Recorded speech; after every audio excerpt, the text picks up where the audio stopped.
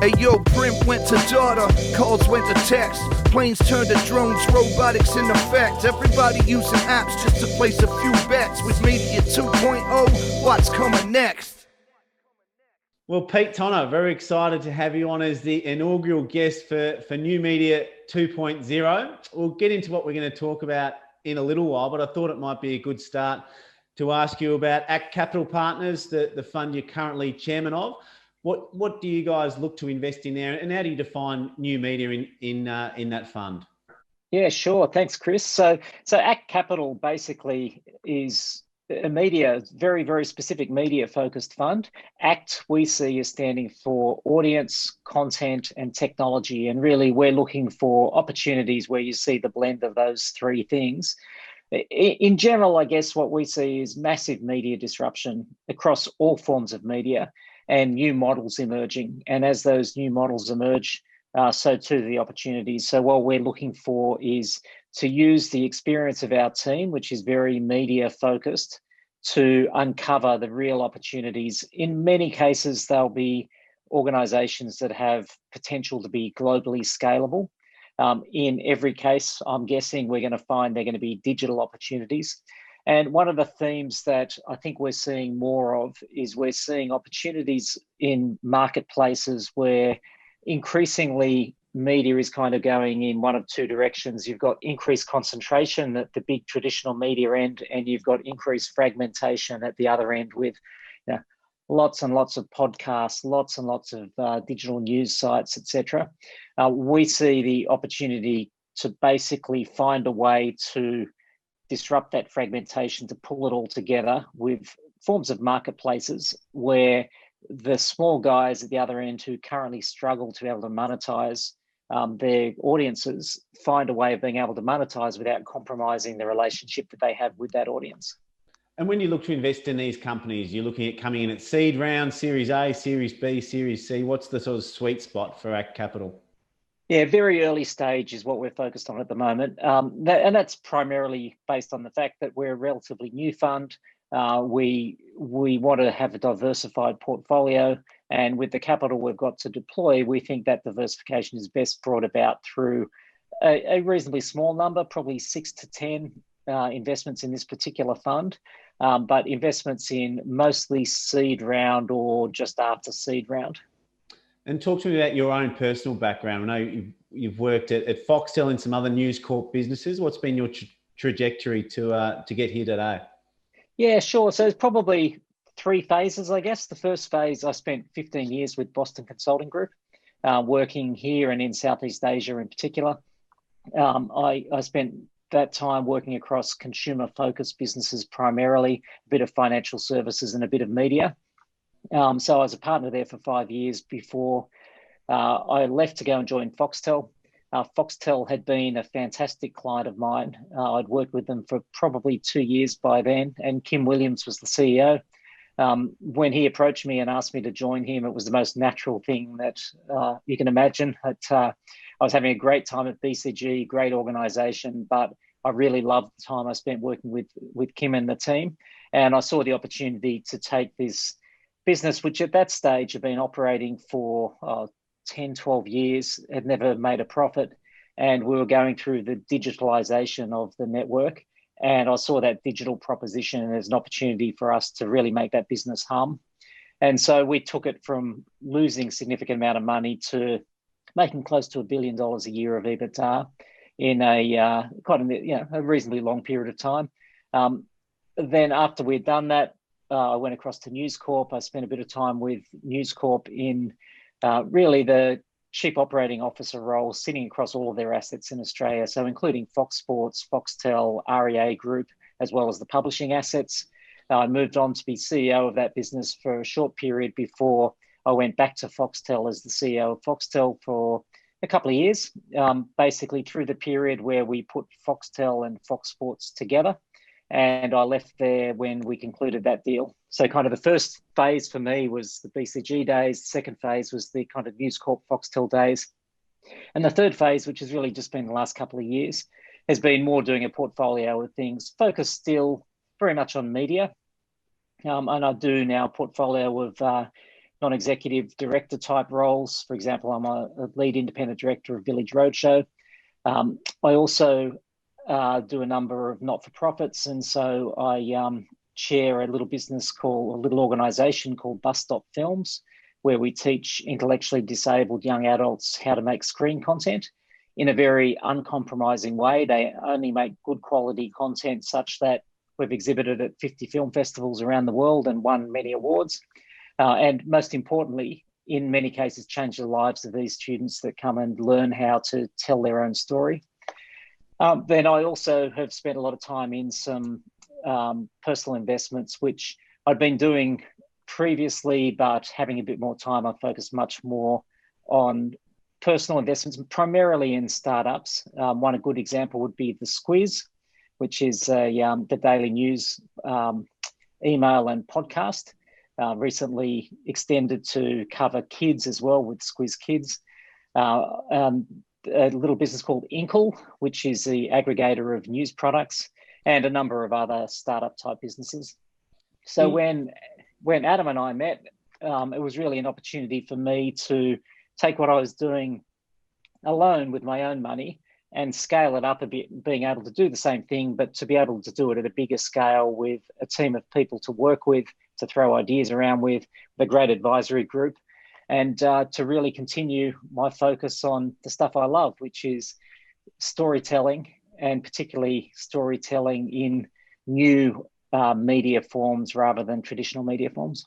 So you're uniquely placed for our discussion today because you've got extensive background in, I guess, traditional forms of media, the News Corp band of businesses, even pay TV, I guess, is almost now moving towards a traditional form of media. And then now in what you're investing in and working on today, you've got a unique insight into some of the challenges and some of the opportunities that those new media are really starting to open up for people. And our discussion today is going to centre around The Social Dilemma, the Netflix documentary, which I guess put a spotlight on the major tech platforms, in particular the social media platforms, and what they're doing to young people in particular, and what different tricks they have to try and increase people's usage of their products. Maybe for those that haven't seen the documentary, maybe start by walking us through The Social Dilemma and what the premise is of that documentary. Yeah, sure. Where to start? So first of all, I think it's important to put in context that Social Dilemma is focused on the negative aspects of those platforms. And so it's quite a scary documentary, I thought. You come away from it with a great sense of fear. I think one of the points I would make is it leaves out the positivity that's come out of those social platforms as well. But to me, I'd kind of summarize the whole documentary in really a couple of statements that they make within it. One is, there's a great quote quite early on in it, and it goes something like, if you're not paying for the product, then you are the product. And I think that's a really great insight, that basically you're not paying to use Facebook, you're not paying to use Twitter. So therefore, there's a model somewhere where those organizations have to make some money, and they're making money out of you. And I think the interesting thing about that for me is that that's no different, if you like, really, to free-to-air television, in the sense that, gee, you're getting it all for free, you're paying in some way, well, you're paying through the advertising. The difference, I think, and the reason The Social Dilemma has got such traction is because it uses you as a product in a very different way. If you like, free-to-air television uses you in a very passive way. I think a social media platform uses you in a very active way. And there's a second thing they refer to that I think is quite important in Social Dilemma, which is they refer to persuasive technology. And the idea of persuasive technology is it's the use of this incredible technology to create what they describe as imperceptible changes in behavior over time, such that the amalgamation of those imperceptible changes of behavior becomes a significant change in behavior. And I think that's the really scary bit. And in some ways, if you kind of think back to the old days of free-to-air, used to be criticized as, this is bad for your kids because they sit there and they, lounge around, don't do anything. They should be out playing cricket. And AFL, but instead they're sitting there watching telly and it's bad. Well, I think this is the extension of that. It's the same concern around social media, but to a greater degree, because it's not just about sitting around, it's actually about changing your mindset and changing your behavior. And so let's walk through the differences between traditional media and news and social media and the news people get from that in terms of the bespoke tailoring of that content, I guess. And what are the main differences between what you would have seen in your years at News Corp and the content and news that were offered there and the bespoke sort of offering which people are now consuming on social media? Yeah, I think there's a few differences, a few really key differences. I think one is that traditional mainstream media is also open to the same sort of criticism. And at News Corp, we got all that criticism. You hear the criticism of Fox News, for example, as being at an extreme, or even Sky News these days. You hear the criticism of the tabloid newspapers, or you hear the criticism of the Australian. Or the ABC, or the Age, or the ABC. Everyone's got a position. Everyone's got a position. And I think the interesting thing when it's through mainstream media is generally that position is pretty well known. Yeah. And so there's no doubt if you're watching Fox News, there's no doubt about what you're going to get. There's no doubt if you pick up the Daily Telly and you read the Daily Telly, or you read, the Herald Sun, you know what you're going to get. You know what angle it's coming from. If you pick up the Age, it's going to have a different perspective to if you pick up the Herald Sun. The difference, I think, with social media is that you don't know what angle it's coming from.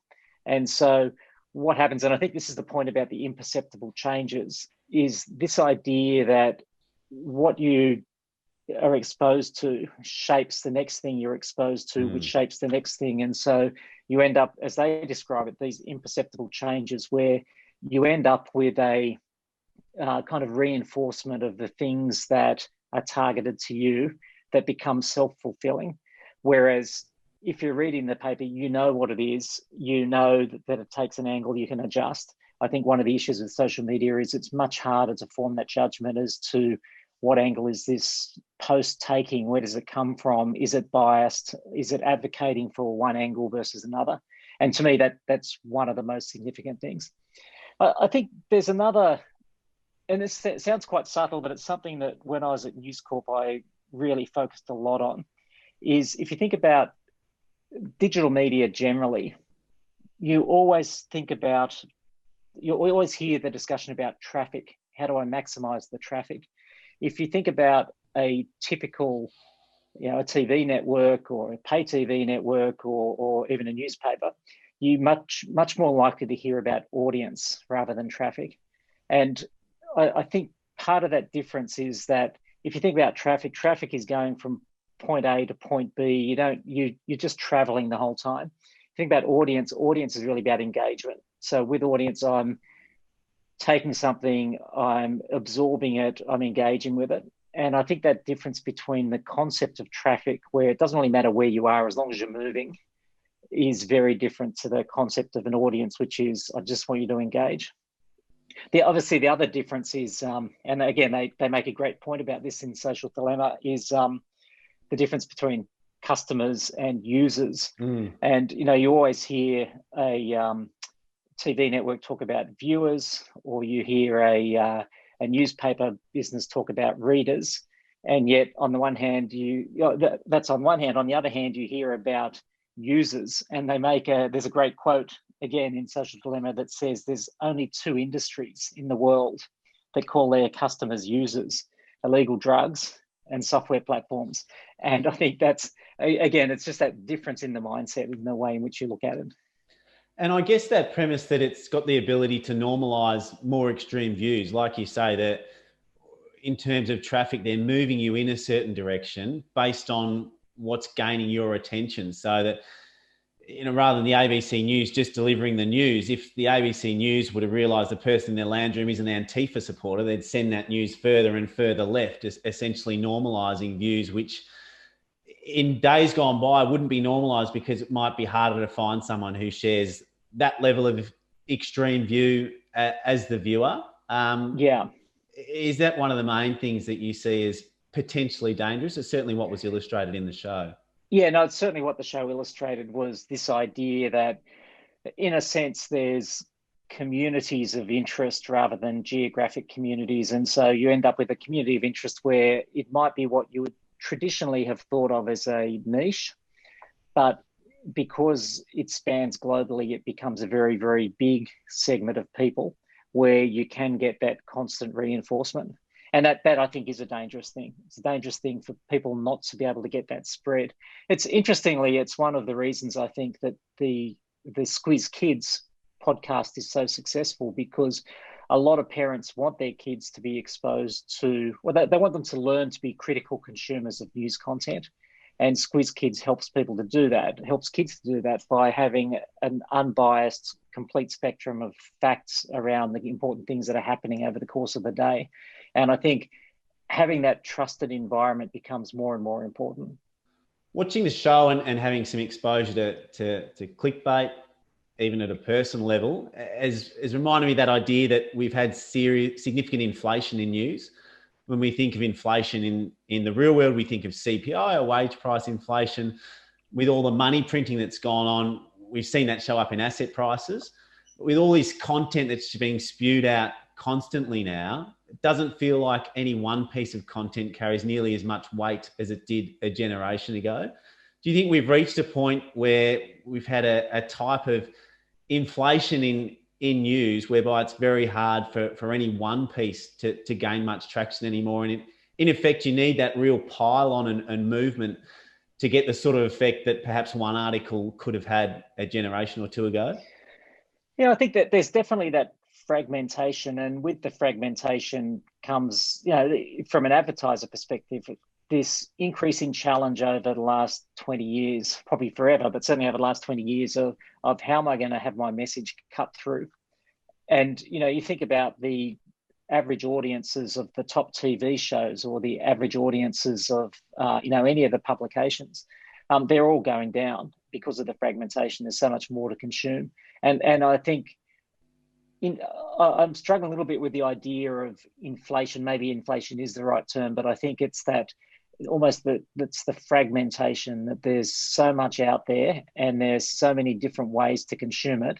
And the big brands that you are used to having that help you to navigate through it don't exist to the same extent anymore. And so therefore it's a lot harder to find the signposts that help you to understand that, is this credible? Is it true? Is it coming from a particular angle or not, that you used to be able to get much more easily? I think one of the important things you said at the start when you introduced the social dilemma is that it was probably a lack of balance when they were talking through the issue. It was really clear. And I think few people could argue that there's been some huge damaging impacts from social media on young people comparing their lives to a perfectly branded life of somebody else. And we can go through lots of different issues that have arisen already and will continue to arise. But it did perhaps neglect some of the huge benefits that free content have given to people, and that democratization of information.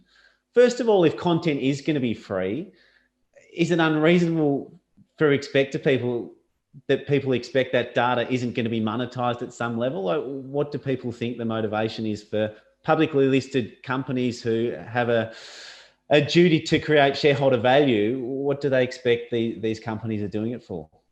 Well, I think that's the issue. I think there's two parts to that, though, and it's kind of the way I like to think about this value equation on anything. But the first thing is there value being created? And then the second is, how's that value being captured? And I think people have, a reasonable expectation that if they're getting something for free, then somebody's going to get the benefit out of it in some way or another. And I think for many people, frankly, they don't care much about if their data is being used or not.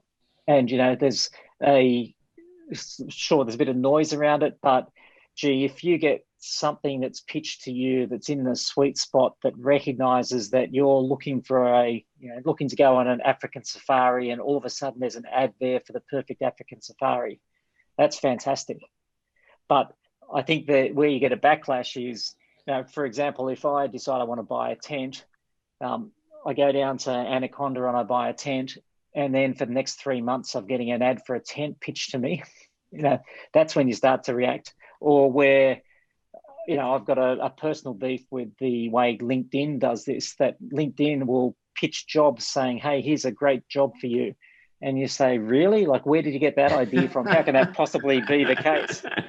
So because my profile has CEO, I'll get pitched a job for an executive assistant to a CEO, for example. And so I think consumers have an understanding that they pay in one way or another, but they have to see the value come back. If the value is not coming back in a sensible way where it's adding value back to them, I think there's a backlash. I think that the other issue about, first of all, is to establish, is there value created? And clearly there's value created if you're able to consume content for free, etc. The real issue then is where's it captured? And I think this is the dilemma for journalists around the country and other content producers around the country, is they're creating value. They're definitely, the readership of a lot of these stories is still as high or higher than it has been in the past when it's distributed digitally, except that the value is not being captured by the content creator. The value is being captured by the distributor or the platform. And I think that's where the most commercial grief is at the moment, and why you're seeing things like the government proposed code for the tech giants. Do you think the idea around Anaconda sending me advertisements for a tent because it's clear on Facebook activity that I'm looking to go camping, that feels to me like a very different proposition to Facebook working out that I'm right-wing leaning and slowly sending me more and more articles to make the left look completely crazy, pushing me further and further down the spectrum, down the political spectrum. Do you think there's a delineation between those two issues? Yeah, and I think it's interesting because I heard on the radio this morning something around ethics in artificial intelligence, and which is kind of a little bit the same. It's, so who should determine what's right and what's wrong in the way in which these algorithms are used? And it's a really complex issue, I think, because is it the person who creates the algorithm that determines where you're going to be sent down this particular pathway? Are they the ones that should have the ethical responsibility? Or is it me as a user who has to take responsibility for myself? Or is it Facebook as a platform that has to take responsibility? And I don't think we've worked that out yet. I think it's still something to be solved over time. Do you think it's just a social media phenomenon? Because for me, it feels like just about all media has moved further and further away from the centre. And the name of the game seems to be putting people in different teams and essentially playing them off against each other, whereby if someone's slightly on the other side of centre from your team, they get portrayed to look completely crazy because media companies have worked out that fires you up and makes you consume more media. I feel like that's perhaps a new phenomenon, not just with social media, but with media in its entirety now, that perhaps wasn't around 20 or 30 years ago. Is that fair? Yeah, I think it's true of media. I think it's true of politics. I think it's true in many cases that there's more bifurcation of the population into groups. And, I think it's, in some ways, people have found, I think, and maybe it's to do with the clutter and it being so hard to cut through, but as it becomes harder and harder to cut through, the best way to cut through is to be on the extreme. And so I think that's this pulling apart, if you like, of views. And yet, ironically, on the other hand, if you look at the political parties, then there's more people who sit in between and swing than have in the past, and fewer rusted on Labor voters or rusted on Liberal voters. But I think that's probably because rather than necessarily, I think it's about the fact that they have to go further out. And so in going further out, they leave more space in the centre. And so you find that there is a bigger swing. But it feels to me, most people I speak to that actually meet in real life, they are largely centrists. They're not on the extremes of left or right. Is there a market there for a centrist to take the market, or is it just they don't get any airtime because they're not going to get played by the different media outlets who have aligned themselves to a different group? Well, I would go back to the, I don't want to keep harping on it, but the Squiz as an example, the Squiz newsletter and podcast. The key thing with the quiz is fact-based, unbiased, non-opinion led, and the audience that it has is increasing and significant. But more importantly, the audience has incredible affinity with that product, and that affinity, I think, is about the trust that they have in what they're hearing, because it's so hard to find somewhere you can go and get that unbiased, non-opinion based news these days. And it doesn't set out to be centrist per se, it sets out to be factual, but I think it's the same thing in many ways. And I think the fact that it can not only grow a big audience, but grow a big audience with great affinity and great trust is basically a reflection of what you're saying, that there is room for somebody who is just straight down the line. I'm not sure if you've read any of Morgan Housel's stuff, but he's a brilliant finance writer, and he speaks about the idea that we've currently got the biggest wealth inequality we've ever seen before, and it's happened at a time when our lives are more interconnected than ever before, and essentially you can compare how you're going with almost anybody else in the world, and that's such a toxic combination. It's hard to see that getting better before it gets worse. Certainly, the longer interest rates stay at zero or negative in many places around the world, the bigger difference is probably going to be between capital and labour. And certainly that connectivity between people's lives doesn't feel it's going away. Do you think this idea and this hostility that we're seeing online is going to get worse before it gets better? To be honest, I'm not so sure. I do think that there's an evolution, and that whatever happens takes time. I've got no doubt about that. It reminds me a little bit of a story I heard recently of when the automobile was introduced.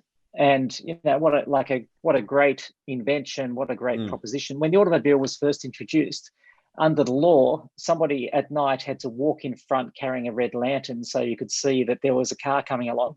And you think, looking back, how ridiculous that is. I think it was something very new. It took a long time for it to evolve. And I suspect that we're in that space now where there just has to be more of an evolution of this new technology, and it'll be affected as consumers form stronger and clearer attitudes as to how to think about it. It'll be affected as regulation evolves, and we'll get a greater perspective on regulation. And I think it'll also be affected by more tools and abilities for people to actually see through some of that. So I think it will self-correct over time. How it self-corrects, it's a bit hard to see. If I had to take a stab, I would say I think COVID has probably been, in some ways, a step forward in this, in that I think through the COVID period, I think there's been a rise of, I guess, what I would call soft socialism, where there's a recognition, I think, from all sides that, you do have to look after aged care in a different way than we have in the past, where childcare has to be addressed in a different way than it has in the past. I think some of those things are naturally going to rebalance a little bit as a result of this period. Now, I don't think it addresses the issue you're talking about completely, but I think it is at the edges, starts to redress some of that disparity that you're talking about. And you often hear, in terms of how it's going to get better, the big tech platforms like Facebook or Twitter saying, well, we're a platform, we're about freedom of speech. It's not up to us to moderate conversations. But media outlets don't have that luxury. If you're a Channel 9 or if you're The Age or if you're Herald Sun, whoever, there's really strict rules about defamation. There's all sorts of other legislation. You can't glorify using drugs. You can't incite violence. You can't talk about suicide and mention that somebody is now at peace, because that's glorifying suicide. So whilst there is ostensibly freedom of speech, there's a whole heap of legislation that traditional media companies have to play by. Why aren't, firstly, is it possible that those same things can apply to these tech platforms? I think ultimately it has to, but I think you should never understate how complex an area this is. And I'll just give you two simple examples. One of them is, clearly these are global platforms.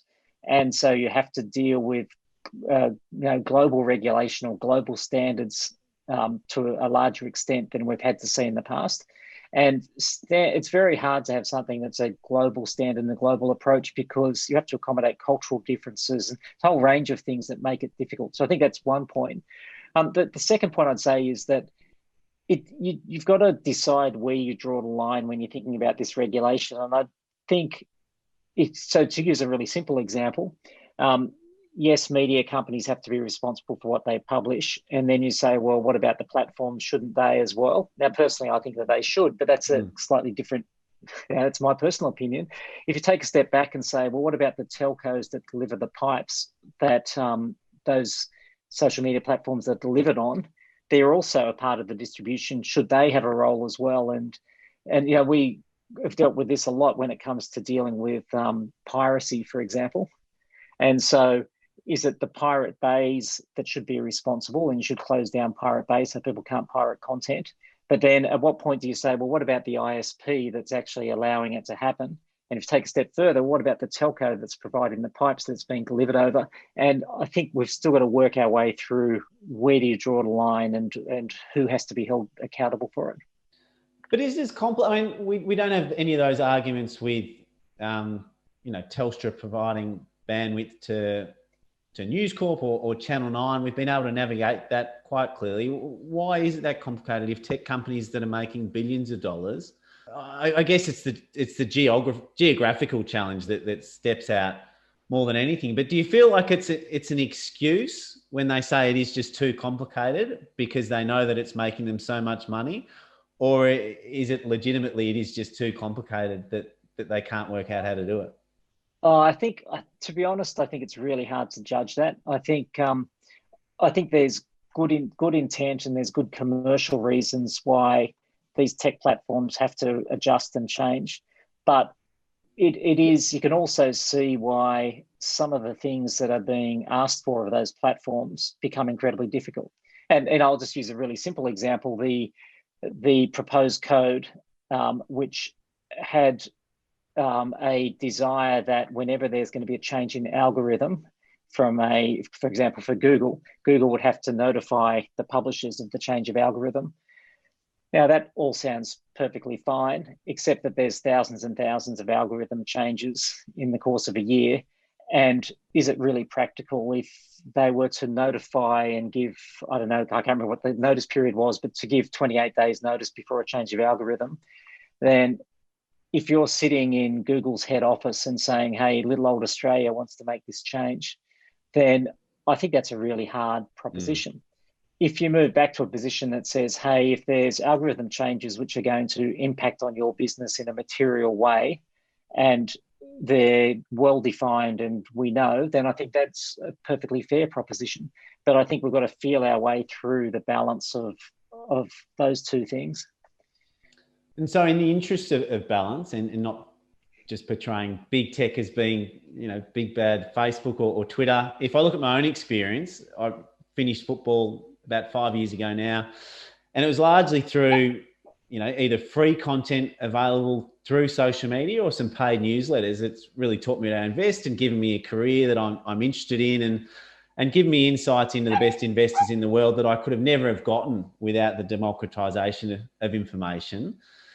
Just talk about how powerful that's been on the world. And do you think whilst it's easy to criticize these big platforms, we do lose sight of just what an opportunity it's been for so many people around the world to have access of information that they couldn't have dreamed of having, generations ago?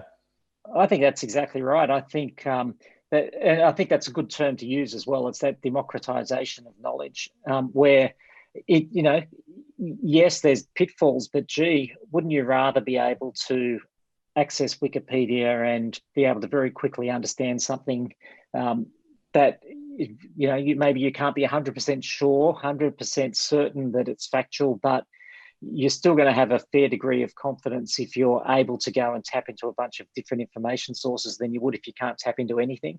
Wouldn't you rather, for example, I like reading the New York Times, like I would just think, wow, isn't it great that I can relatively cheaply subscribe to the New York Times and read it every day rather than reading it whenever I get on a plane in the US.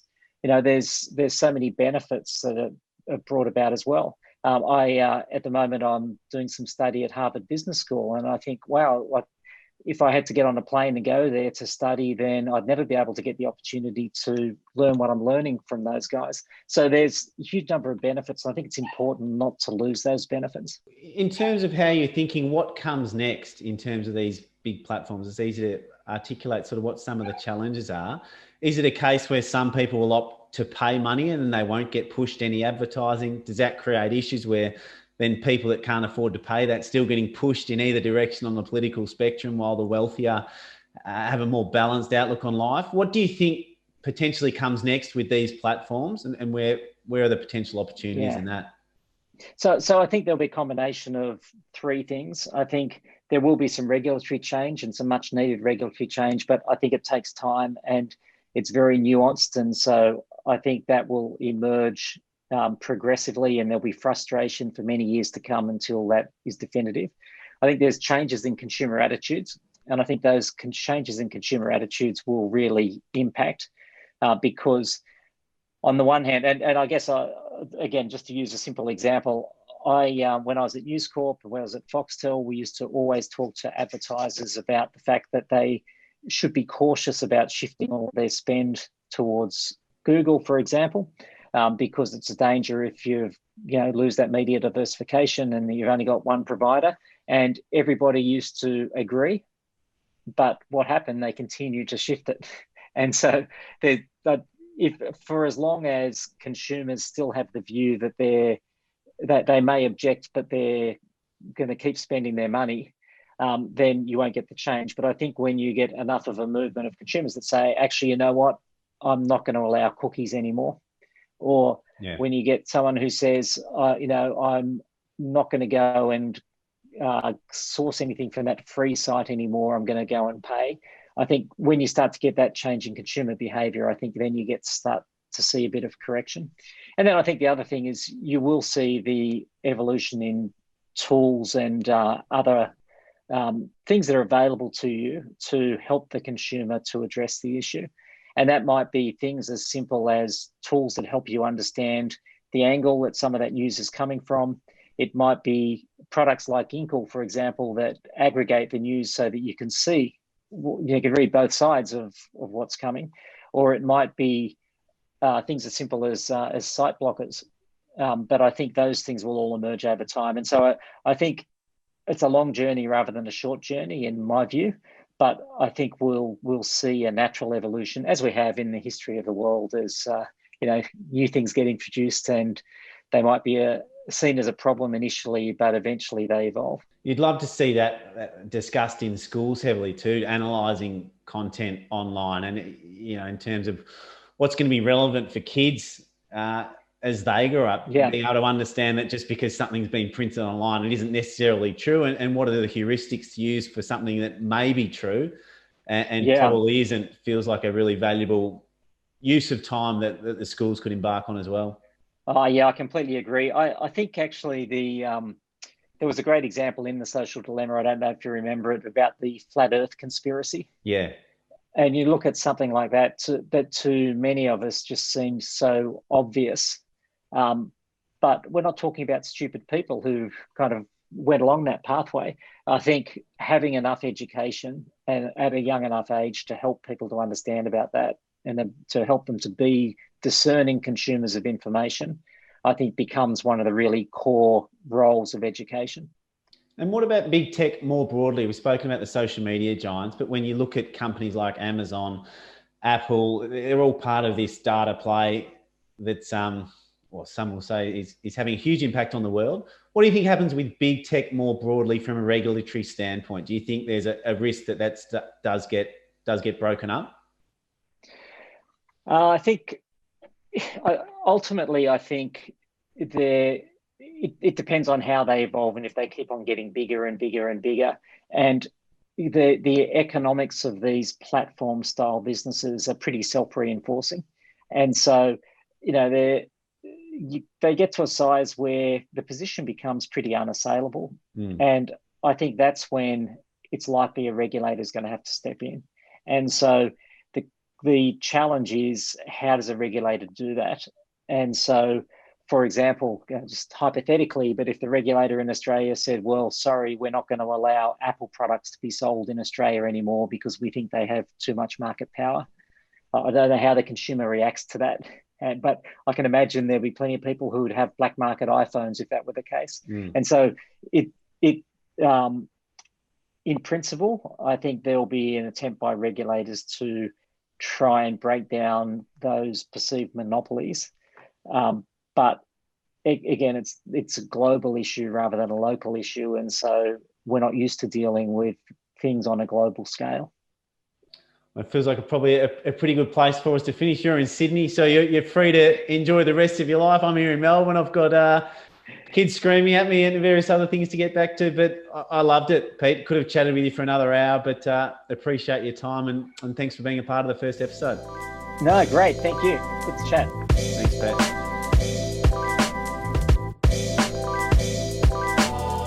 If you're enjoying New Media 2.0, make sure you subscribe to Chris Judd Invest.